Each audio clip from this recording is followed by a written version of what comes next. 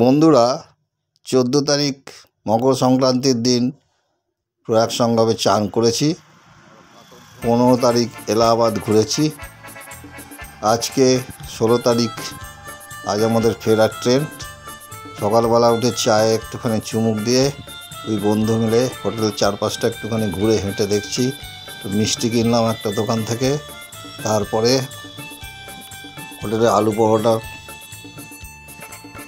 খেয়ে চান টান করে আমরা আজকের মতন 11টা সাড়ে 11টা নাগাদ বেরিয়ে পড়েছি।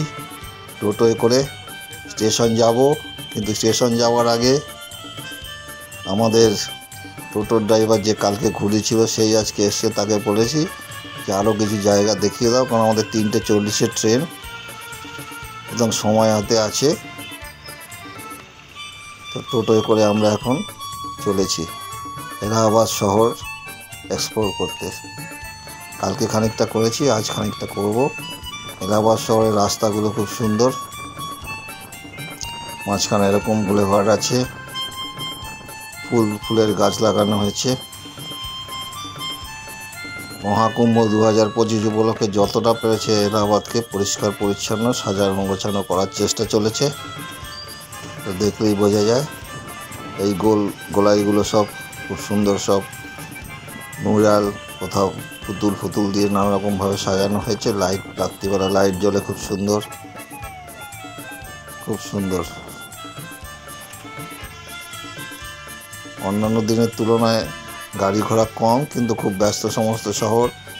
আর সব থেকে হচ্ছে টোটো প্রচুর চলে এবং কোনো নিয়ম মানে না ট্রাফিকের। যেখান সেখান দিয়ে টোটোগুলো ঢুকিয়ে দেয়, ঘুরিয়ে দেয়। এই আমাদের টোটো চলেছে।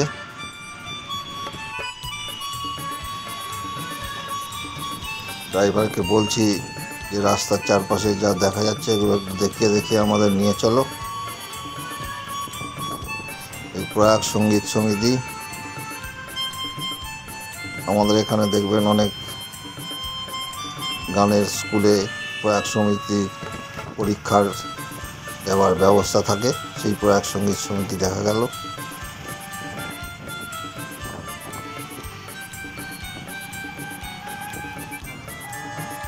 এগুলো সেন্ট জোসেফ স্কুল, ছেলেদের খুব নামকরা ইংলিশ মিডিয়াম স্কুল, টপ বলা চলে প্রয়াগরাজের।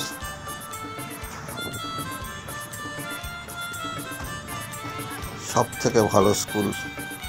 যাওয়ার দিন ড্রাইভারটা বলেছিল ওর ছেলে এখানে পড়ে। আর জায়গায় জায়গায় সর্বত্রই মহাকুম্ভ পোস্টার, মহাকুম্ভর প্রচার। হুড়হুড়িয়ে টোটো চলেছে এলাহাবাদ শহর।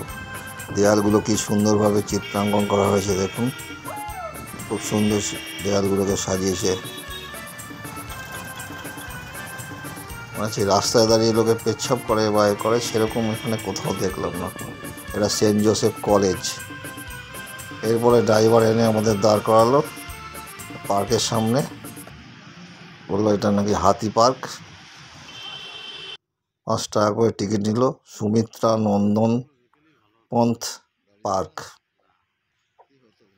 সুমিত্রা নন্দন পন্থর নামে বাল পার্ক, বাল বাচ্চাদের। তা আমরা 2 বাচ্চা, বুড়ো বাচ্চা ঢুকে পড়েছি। সকালবেলা, সকাল বললে ভুল হবে, দুপুর হয়ে গেছে। আমরা সব ঢুকে পড়েছি, আমি আর আসিম। 5 টাকার টিকিট কেটে। ফাঁকা পার্ক, মানে পার্কটা কিছুই সেরকম নেই, একটু চিড়িয়াখানার মতো আছে, 2-4টে পাখি টাখি আছে।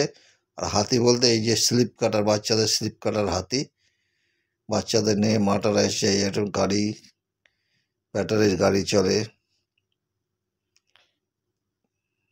আর আমাদের যা সময় কাটানোর দরকার তাই ঢুকেছি আর কি।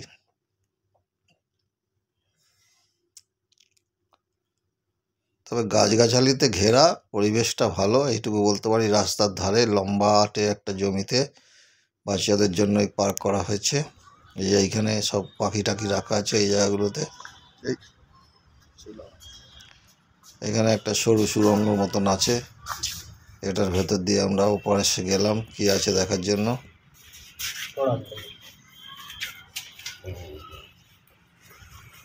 পিঠের ব্যাগটা গাড়িতে রেখে এলে ভালো হতো, দুজনে দুটো পিঠে ব্যাগ নিয়ে ঘুরে বেড়াচ্ছি।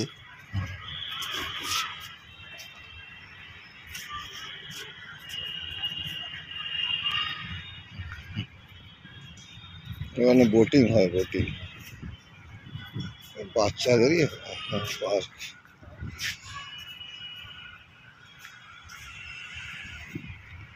রাত্রিরে আলো টালো জলে দেখতে ভালো লাগে।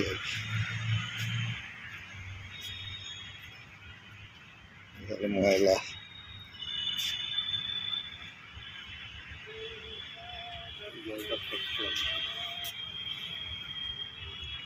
তলায় ময়লা।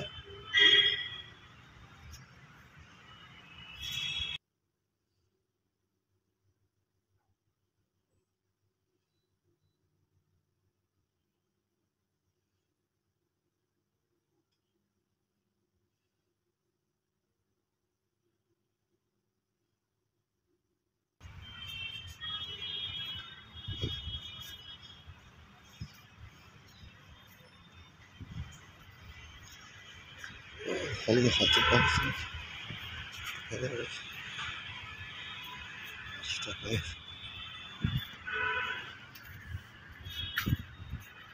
আর একটা অন্য গলতা দিয়ে আমরা বেরিয়ে যাচ্ছি।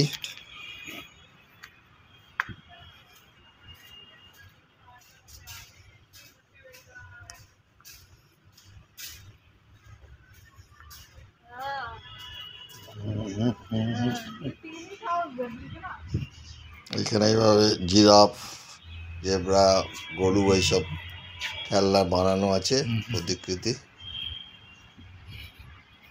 বাচ্চাদের ভালোই লাগবে।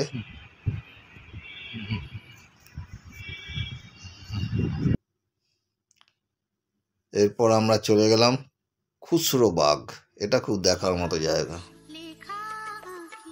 খসরো বাগ হলো একটি বৃহৎ ঐতিহাসিক উদ্যান যেখানে সম্রাট জাহাঙ্গীর ও সুলতান বেগমের জ্যেষ্ঠ পুত্র যুবরাজ খসরোর সমাধি রয়েছে। এই দেয়াল ঘেরা বাগানের মধ্যে 3টে বেলে পাথরের সমাধি মুঘল স্থাপত্যের একটি চমৎকার নিদর্শন। এর প্রধান প্রবেশদ্বার, আশেপাশের বাগান এবং সুলতান বেগমের 3 স্তর বিশিষ্ট সমাধির নকশা জাহাঙ্গীরের প্রধান দরবারের শিল্পী আকারেজার দ্বারা করা হয়েছিল। সমাধিটি একটি বৃহৎ ছত্রি রয়েছে যা তার সমাধিটিকে শোভিত করে। এমন শিলালিপি এবং শিলালিপিগুলোকে ঘিরে রয়েছে।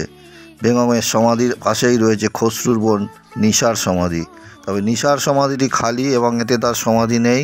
স্থাপত্যগতভাবে এটি 3টির মধ্যে সবচেয়ে বিস্তৃত। কেন্দ্রীয় কক্ষের দেওয়ালে ফুলের অলঙ্করণ রয়েছে যাতে পার্সিয়ান সাইপ্রেস, মদের পাত্র, ফুল এবং গাছপালা চিত্রিত করা হয়েছে। খসরুর সমাধিটি 3টি সমাধির মধ্যে শেষ। খসরু তার পিতা জাহাঙ্গীরের বিরুদ্ধে বিদ্রোহ করার পর তাকে প্রথমে বাগানে বন্দি করা হয়। খসরুর ভাই এবং জাহাঙ্গীরের 3য় পুত্র খুররমের নির্দেশে পালানোর চেষ্টায় তিনি নিহত হন, যিনি পরে শাহজাহান নামে পরিচিতি লাভ করেন। এই বাগানটা প্রয়াগের মেলার মহাকুম্ভে ব্যবহৃত হয়েছে। এইটা হলো সেই 3টে সমাধি। প্রথমে সুলতান বেগমের সমাধি, মাঝখানে নিশার সমাধি এবং লাস্টে খসরুর সমাধি। এই বাগান পুরোটাই প্রয়াগ মহাকুম্ভ 2025-এ নানানভাবে ব্যবহৃত হয়েছে। এখানে ট্রেন যাত্রার আগে বা প্রয়াগ যাত্রার আগে সমস্ত পুণ্যার্থীদের যারা বিভিন্ন জায়গা থেকে আগত তাদের এখানে জায়গা দেওয়া হয়েছিল। সেই সব লেখা এখন চারদিকে রয়েছে, এখনও আমরা দেখতে পেলাম। এইটাই হলো সুলতান বেগমের সমাধি, খসরুর মায়ের সমাধি, জাহাঙ্গীরের স্ত্রীর সমাধি। এই যে 3 স্তর বিশিষ্ট। এই মাঝখানে হলো বোন নিশার সমাধি, যদিও এর মধ্যে বলছে নাকি কোনো সমাধিবেদী নেই, উনি বানিয়েছিলেন কিন্তু সমাধি এখানে ওনাকে রাখা হয়নি, অন্য কোথাও ওনাকে সমাধিস্থ করা হয়েছিল। এবং সবার এই যে ছাদটা, ডোমটা খুব সুন্দর, অনেক পায়রা আছে।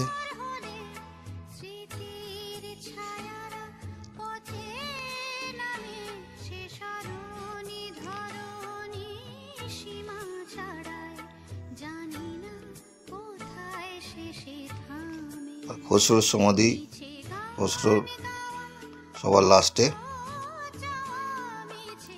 এছাড়া একজনকে বললাম আমাদের দুজনের একটা ছবি তুলে দাও। এছাড়া একদম এক্সট্রিম পশ্চিমে আরেকটা মুসলিয়াম আছে, যেটার গায়ে লেখা রয়েছে যে এটা হচ্ছে বিবি তামোলন্স টুম। বিবি তামোলন্স টুম যা লেখা আছে তাতে লেখা আছে এখানেও কোনো বডি নেই। এটা খসরুর কোনো বোন বানিয়েছিল এর জন্য, কিন্তু তাকেও পরে অন্যত্র সমাধিস্থ করা হয়। বিবি তামোলন্স টুম। খসরুবাগ আমার মতে এলাহাবাদের একটা অবশ্য দ্রষ্টব্য জায়গা। ইতিহাস এখানে কথা বলে। বাগানে ভ্যারাইটিস গাছ আছে, কমলা লেবুর গাছ আছে। তারপর আমরা 4 নম্বর গেটে গেলাম। 4 নম্বর গেট থেকে আমাদের 5 নম্বর গেটে পাঠিয়ে দেওয়া হলো স্টেশনের। বললো এখানে রিজার্ভেশন যাদের আছে তাদের বসার ব্যবস্থা করা হয়েছে। এইভাবে সবাইকে বসার ব্যবস্থা করা হয়েছিল। এই এক ফাঁকে বেরিয়ে আমরা খেয়ে এলাম। তারপর 3:40 ট্রেন, তার আধ ঘন্টা আগে সবাইকে স্টেশনে যাওয়ার অনুমতি দেওয়া হচ্ছে। এই আমরা স্টেশনে ঢুকছি।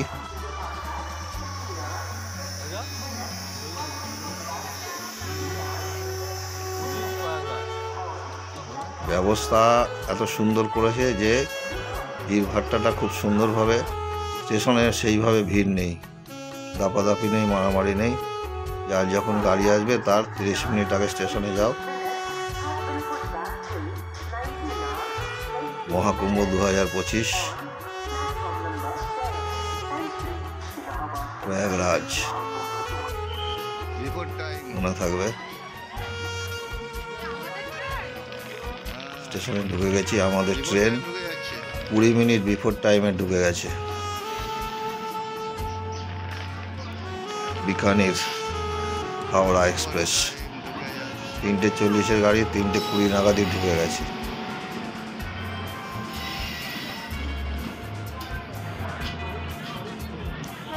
এবং পুলিশের বা আরপিএফের ব্যবস্থাপনায় স্টেশনে সেই বিশাল ভিড় নেই।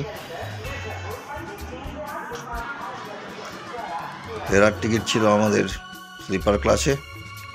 ওইটাই একটা চিন্তা ছিল, কারণ ইউপি বিহারের ওপর দিয়ে যাওয়ার সময় ট্রেনে উঠে আমরা রাত্রি 9টা নাগাদ খাওয়া দাওয়া করে খেলাম এই আলু পরোটা IRCTCর। ঘুমিয়ে পড়লাম। পরের দিন সকালবেলা ভোর হয়েছে যখন, কুয়াশাচ্ছন্ন পশ্চিমবঙ্গে আমরা ঢুকে পড়েছি হাওড়া স্টেশনে। কারশেড, গাড়ি যথারীতি আস্তে আস্তে যাচ্ছে।